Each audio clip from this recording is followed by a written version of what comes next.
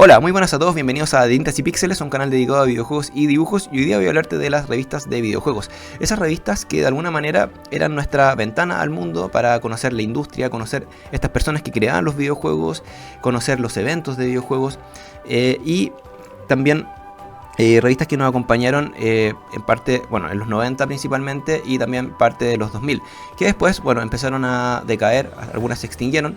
Porque, bueno, internet era un medio mucho más rápido, podías interactuar con otras personas en foros, enviar información mucho más rápido a la gente que escribía, textos en las revistas, etc. Entonces, era mucho más fácil de interactuar. Y las revistas al final empezaron también con este cambio también de generación, de personas que no siempre consumían este medio, igual que pasa, por ejemplo, con los diarios, etc. Y bueno, en este video bastante personal voy a hablar un poco de mi experiencia con ellas. Por ejemplo, aquí tengo la Club Nintendo, que fue la revista que más coleccioné, y con diferentes portadas que después voy a ir de alguna manera profundizando. Y por ejemplo tenemos esta que salía StarCraft, que bueno, es mi videojuego, videojuego favorito de estrategia, y que curiosamente en este número, que era este número, creo que salió en el 99, finales de 2000, pero era un número que hablaba ya de StarCraft 64, que fue, bueno, todos saben que StarCraft es un juego de computador, digamos, de PC, que salió en 98, pero mi primera versión del acercamiento fue en el StarCraft 64, la primera que tuve. Primero pasé de lo que era la sala de computación de mi colegio, que ahí nos juntábamos a jugar, pero yo no tenía computador en ese tiempo. Computador, no sé, habrá llegado a mi casa, no sé, el año 2000, por ejemplo, o a mediados, no sé. Y bueno, este fue mi primer acercamiento, y la revista esta la recuerdo con mucha estima. Ahí voy a ir mostrando un poco algunas imágenes. Este, por ejemplo, es la Club Nintendo, la que la portada salía Jet for Gemini, que personalmente es un juego que le tengo mucho cariño, mi juego favorito de Rare, junto con Donkey Kong Country 2, y bueno, y mi kart favorito de toda la vida, que es Diddy Kong Racing. Es bastante peculiar, porque bueno, toda la gente prefiere Mario Kart, obviamente. Bueno, aquí tengo el juego de Rare, que es un juegazo, se lo recomiendo a todo el mundo. Creo que está en algo que se llama Rare Replay, no sé, en la Xbox, no sé, yo, bueno, no tengo Xbox, pero bueno. Y también, por ejemplo, acá tengo otra revista, que es la de que salía Shadowman en la portada, que bueno, personalmente es un juego que me prestó un amigo, y que bueno, han pasado más de 20 años y todavía no se lo devuelvo, así que perdona. Y para mi gusto es el mejor Metroidvania en 3D que existe. Bueno, obviamente que el 2D es Super Metroid, obviamente insuperable. Pero bueno, este Shadowman es un juego que siempre se cataloga como de terror, aventura, pero yo lo catalogaría principalmente como de terror, como Metroidvania. Un juego que tiene un diseño de niveles es realmente espectacular. Superior incluso a lo que es un juego de Batman, que es un juego de, bueno, los Batman, los últimos que salieron, que bueno, es un juego basado en superhéroe, obviamente, y tiene también esta cosa del backtracking, pero como juego de superhéroe, creo que Shadowman es superior a todo lo que existe en superhéroes y Metroidvania en 3D, como digo. Y aquí, por ejemplo, tengo otra revista saliendo de la Club Nintendo, que es la Nintendo Power, una revista americana que, bueno, era bastante difícil de acceder acá, pero aquí lo principal era que sale mi personaje favorito de Capcom, que es Mega Man, con su juego Mega Man X, que personalmente es mi juego favorito de Capcom, es una obra maestra. Bueno, ya hice una pequeña reseña en un video que hice anteriormente hace un par de meses. Ahí le voy a ir mostrando un poco lo que tiene esa revista, que es bastante como exclusivo, es muy interesante. Y también, para terminar, mostrar otra revista, que es la Retro Gamer. Es una revista que conocí hace un par de meses. Obviamente con esta revista no tengo muchas anécdotas, pero la voy a ir comentando también, porque es una revista que para mi gusto es la mejor revista que he leído. Una revista que inicialmente, bueno, es inglesa, y que también tiene su versión española, y que es realmente espectacular si te gustan quieres conocer de, por ejemplo, consolas antiguas. Por ejemplo, yo nunca tuve consolas de Sega, pero jugué cosas de Sega, obviamente, con emuladores, y obviamente que en ese tiempo, los 90, los 2000, era muy difícil tener muchas consolas, porque eran realmente muy caras, precios bastante prohibitivos. Entonces Por ejemplo, lo que era Sega yo no lo pude como jugar en sí en físico, entonces me llama mucho la atención conocer esas cosas. Y esta revista tiene toda esa información de computadores antiguos, de consolas antiguas que muy poca gente conoce, es realmente espectacular. Ahora, anda a saber tú por qué se llama Gamer, tiene el nombre Gamer. Nadie en los 90 y los 80, nadie le decía Gamer a la gente que jugaba. Teníamos, yo creo que, nombres bastante más despectivos que eso. Así que bueno, esa sería como quizás una anécdota que algún día quizás comentaré. Y bueno, eso, vamos a ir comentando mientras muestro algunas cosas de las revistas, así que espero que disfruten el video y vamos allá. Cuando comenzaba a jugar StarCraft estaba pero realmente alucinado con el juego, aunque yo era de los peores y no entendía mucho. Y como era de las pocas personas que no tenían computador en casa y tenía que de alguna manera mejorar para cuando llegaran los días que nos dejaban quedarnos jugando en la sala de computación después de clases en mi colegio, tenía que poder hacerle pelea a mis compañeros que entendían el juego mucho mejor, o bueno, un poco mejor nomás, ya que todos éramos bastante newbies realmente. Y en esos años muchos de ellos ya manejaban un computador al revés y al derecho. Entonces el StarCraft 64 fue para mí una gran puerta para mejorar y comprender de manera básica cómo jugar este juego. Para entrenar jugaba contra el PC o invitaba a alguien a jugar a mi casa en el modo multiplayer. La versión de 64 tenía solo para 2 jugadores, a diferencia por ejemplo de la de PC que tenía para 8 jugadores por partida. Y como se tenía que jugar en la misma televisión, ponía un cartón así como muy rústico sujetando la silla y apoyado en el televisor. Era muy arcaico, para que digamos tu compañero no viera lo que estaba haciendo tú, ni tú tampoco pudieras ver lo que estaba haciendo él. Obviamente que jugar con el joystick era muy distinto y más lento que jugar con teclado y ratón, pero para mí estaba muy bien. Obviamente que después me perfeccioné en la versión de PC. Tuve clanes, participé en tarreos, muchos amigos y todo eso. En resumen, fue una gran vida.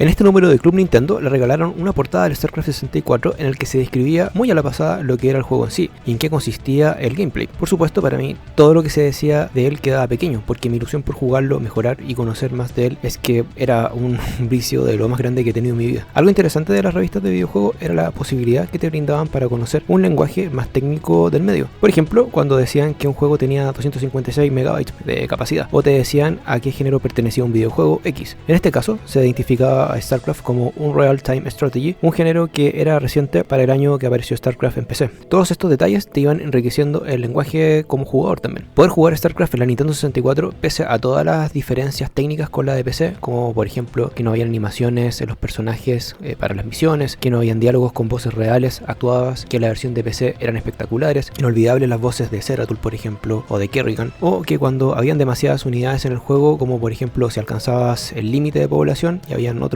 jugadores o computadores, lo que sea, y había demasiadas bases, el juego se lagueaba, pero era tolerable. Algo que la versión de PC, por supuesto, no sucedía, porque dependía también además de tu capacidad de computador, y además que el StarCraft era un juego que corría, bueno, en casi todo. Para mí, nada de eso importaba, y diré que incluso viendo en ese momento esas diferencias, sin quizás comprenderlas del todo, yo igual le decía a mis compañeros que jugar StarCraft en la Nintendo 64 era mejor que incluso que en la versión de PC. A ese nivel de loco estaba, muy enfermo. Cuando pienso en el port que se hizo de PC a la versión de StarCraft en ese momento, mirado desde hoy en día, me parece que fue un milagro de Blizzard que pudiera comprimir el juego de esa manera, tan brillantemente. Algo que no olvidé de este número de Club Nintendo fue que decía que habían 50 misiones totalmente nuevas para la versión de Nintendo 64, y la verdad no era así. Eran las mismas misiones que las de PC, con algunas misiones adicionales solamente. Pero bueno, en fin, detalles. De repente las revistas cometían errores, pero ¿qué importa? Igual uno amaba la revista y la seguía comprando, aunque se equivocaran, no importa. Siempre le deberé mucho a esta versión de Nintendo 64 y todo lo que me ayudó a mejorar como jugador. Y bueno, como anécdota final, contaré que estaba tan viciado con este juego que mis padres me escondían los controles de la Nintendo 64 para que yo pudiera estudiar, y ellos tenían que trabajar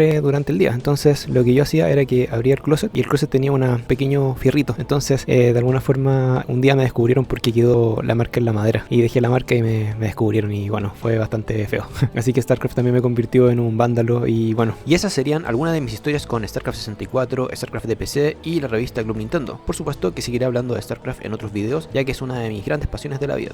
Seguimos con Shadowman. Comenzaré diciendo la frase más típica del juego: For we are many, que decía Legion, el último boss del juego, y su tropa de lunáticos. Este videojuego estaba basado en cómics y tenía la capacidad de ofrecerte tanto un terror psicológico que provenía de elementos más terrenales como los asesinos seriales, junto con sus expedientes, fotos y todo lo que habían hecho para terminar siendo reconocidos por sus delitos. El juego se encargaba de introducir el miedo en tu mente previo a tener que enfrentarlos porque sabías que ese día llegaría tarde o temprano. El juego se daba su tiempo para fraguar ese miedo en ti. Estos tipos se ubicaban en ambientes enormes y laberínticos, en los que en algunos casos te acosaban previamente antes del combate final. De los más horribles era Jack el Estripador, que subía por el techo y se dejaba caer para atacarte. Habitaba en unos ambientes subterráneos con trenes. Había otro loco, por ejemplo, de estos que mientras peleabas usaba música disco. Otro aparecía de sorpresa en lugares muy cerrados y oscuros, ambientados como si fuesen habitaciones de casa normales, pero con cuerpos llenos de moscas y cosas rancias varias. Tenías que llevar linterna y te atacaba de sorpresa con un arma de fuego sin piedad. Y también había otro que era un ex soldado de guerra. Creo que todos estos sujetos eran basados en psicópatas reales y de ficción literaria. Había uno incluso que era más refinado y que podía relacionarse incluso al personaje de Hannibal Lecter. Si vieron la serie de televisión se acordarán de él. Y por otro lado, el juego te ofrecía elementos de horror que apelaban a lo sobrenatural, en ambientes como el inframundo o Deadside, como se decía en el juego. Por ejemplo, en los templos en donde habitaban las hermanas de la sangre, que emitían un sonido súper particular y que escuchabas ya desde lejos cuando estaban activas. Algunas las encontrabas en estado de invernación, pero sabías que tarde o temprano iban a revivir y acosarte flotando por los aires. Algunas aparecían por recovecos, otras por las alturas, y la verdad era desesperante si te quedaba poca vida y estabas un poco perdido por el templo. Te podían incluso terminar venciendo por desgaste. También el juego ofrecía sustitos, entre comillas, en las que sorpresivamente te venían monstruos que emitían ruidos horribles y te saltaba el corazón. El juego tenía la particularidad que si lo jugabas cuando eras pequeño, con los gráficos de la época, sumado a su diseño artístico junto a la forma en que estaban escritos los textos, en que se profundizaba la historia, todo esto sumado a varios de los parajes que incluían localizaciones de ciudades norteamericanas, como también el metro de Londres, por ejemplo, podía darte la impresión de que todo esto podía pasar en la vida real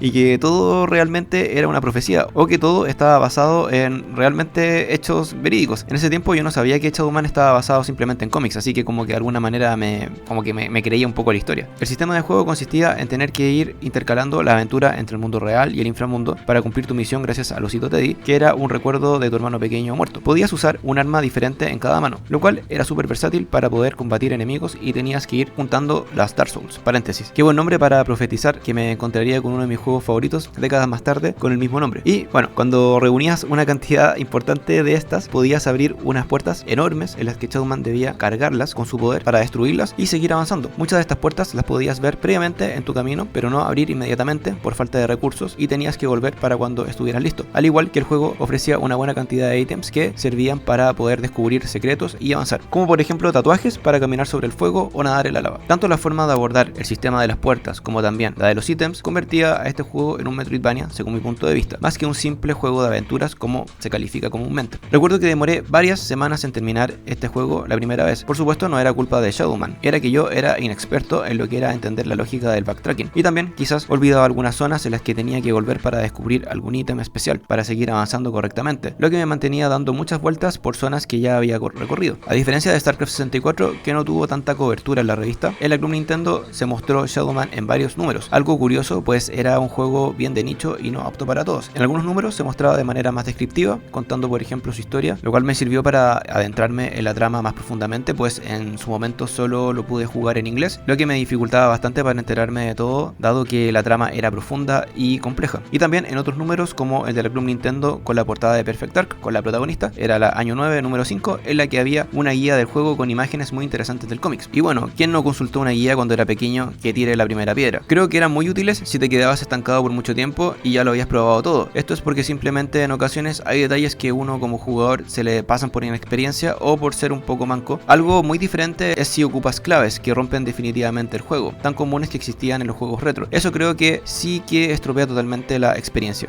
En el caso de Shadowman me ayudé un par de veces con la revista porque realmente quedé atrapado su buen par de veces. Con decir que por ejemplo mi amigo que me prestó el cartucho se había quedado estancado en la primera parte del inframundo antes de activar la primera gran puerta con Dark Souls. Y me imagino que por eso también me prestó el juego, porque quizás no tenía muchas ganas de seguir jugándolo simplemente. A diferencia de otros juegos de la época, como por ejemplo Zelda Ocarina of Time, en el que si te quedabas estancado por alguna razón, este tenía un ambiente mucho menos hostil que Shadowman, en donde podías hablar con NPCs muy variados y coloridos para poder intentar encontrar tu destino o simplemente pasear por los pueblos o introducirte nuevamente a viejas mazmorras para reunir alguno que otro ítem pendiente. En Shadowman solo habían 2 NPCs conversables y el ambiente era intimidante y los niveles siempre siempre tenían amenazas varias, por lo que si te quedabas estancado y no tenías la disposición de querer hacer algo más, el juego simplemente podía terminar contigo. Lo interesante es que revisitando la versión remaster de la que he estado compartiendo imágenes de mi partida del año 2023, uno como jugador teniendo más experiencia con el género Metroidvania que la que tenías el año 2000, notas que tu avanzar es mucho más fluido y te das cuenta realmente de lo magistral que es el recorrer los laberínticos niveles de Shadowman. Un juego que no era apto para vírgenes, sin duda. Ahora es el turno de la revista Nintendo Power. Siempre sentí que era como el padre de todas las Club Nintendo que estaban repartidas por Latinoamérica. Además, esta revista nació a finales de los 80, a diferencia de la Club Nintendo mexicana, que nace en 91. También el formato siempre se vio mucho más contundente. Hasta, bueno, la revista después de Club Nintendo tiene una variación donde como que queda un poco más gruesa, como del 2000 para adelante. Pero bueno, previamente a eso la Nintendo Power siempre fue más gruesa. Es un dato freak. Por obvias razones, creo que era mejor revista, siendo objetivo, sin querer quitarle mérito a la revista latinoamericana, por supuesto. Nintendo Power además contaba con otras cosas, pero que eran realmente increíbles para coleccionistas, como las guías de videojuegos, que eran unas joyas, que combinaban un mix desde explicaciones de los ítems, armas, personajes, detalles de los mapas, con muy buenas perspectivas. Dedicaban pequeñas revistas completas a estas guías. Hoy en día quizás esta forma de abordar las guías no tendría mucho sentido si quieres completar los coleccionables de un juego, porque puedes acceder muy rápidamente a ellos a internet. Así que para las generaciones más nuevas eso no tendría mucho valor. Pero para alguien que aprecia lo físico, Nintendo Power siempre será una real joya, por todo esto que estoy comentando. En el caso de Mega Man X, aquí tengo un póster súper genial, exclusivo, en donde por ejemplo salía Zero, sale Mega Man y los enemigos abajo con Sigma. Era realmente espectacular. Por solamente este puro póster la revista ya valía la pena. Y además, si te gusta el desarrollo de videojuegos, contaba con la vista completa de los escenarios del juego y podías entender como un poco su lógica. Era muy interesante. Por supuesto que también aparecían dibujos geniales de los bosses, y que para mí eso tenía tremendo valor porque me encantaba dibujarlos. Ya conté en un video que tengo fijado en mi canal por qué Mega Man X significó tanto para mí en mi infancia, por si lo quieren ver. Es un video que creo que se llama mis 5 videojuegos con pixel art que me volaron la cabeza o algo por el estilo. Igual decir que Mega Man X no era un juego especialmente difícil realmente, por lo que quizás una guía es más anecdótica, ya que hasta para coleccionar las partes de la armadura no era complicado, a diferencia de juegos posteriores. Mega Man X solo se complicaba en el último nivel, que tenías que encontrarle por ejemplo la villería al jefe de, no sé, de la araña esa que se desplazaba por unas líneas mecánicas por ejemplo, o el jefe final que era Sigma, que tenía, bueno, diferentes fases, sobre todo la última de este jefe, que de repente podías llegar un poco debilitado y tenías que usar un arma específica si no querías salir un poco hecho pebre. O bueno, también tenías la otra forma de ser un hardcore y matarlo con el rayo de plasma, pero bueno, eso no sé si alguna vez lo intenté, pero era un poco suicida. Y bueno, llegados a este punto me di cuenta que el video me estaba comenzando a quedar demasiado largo, así que en otro video seguiré hablando de la Space World del año 99, que me quedaron algunos juegos interesantes como Mother 3 o Airbound 3, como se le decía también en aquella época, y su largo desarrollo que abarcó un par de generaciones de consolas, ya que fue uno de los juegos que ha tardado más en desarrollar Nintendo, y nunca está de más recordarlo, ya que no solamente es un tremendo juego, sino que también la saga Mother es una de mis sagas favoritas. Y por otro lado, también dejaré pendiente hablar de Jet for Gemini y hablar de la revista Retro Gamer en profundidad, porque tiene mucha información valiosa y es una revista hecha con mucho cariño. Pueden encontrar algunos números online o coleccionarla en físico, pues es más fácil de leer debido a la cantidad de texto que tiene. Muchas gracias por llegar hasta aquí y nos vemos en el siguiente video sobre revistas. Adiós, chau.